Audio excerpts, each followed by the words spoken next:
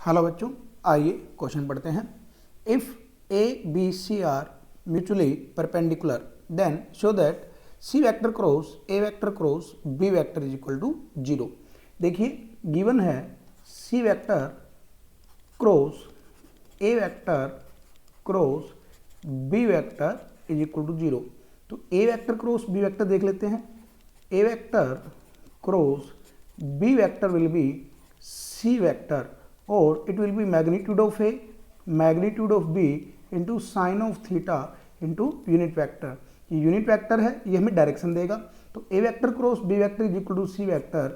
ये जो C vector है ये ऐसे होता है कि जो C वेक्टर आएगा वो परपेंडिकुलर टू AB होगा and it will also be perpendicular to B vector.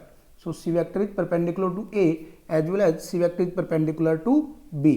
तो देखिए अब यहाँ से C vector cross A cross B को क्या लिखा है, C vector is equal to 0 हमें बताना है।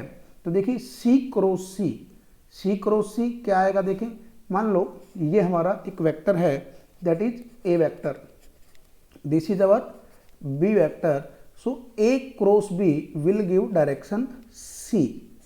देखें तो C cross C that means angle between C and this resultant of A cross B will be C vector. So C cross C will be 0.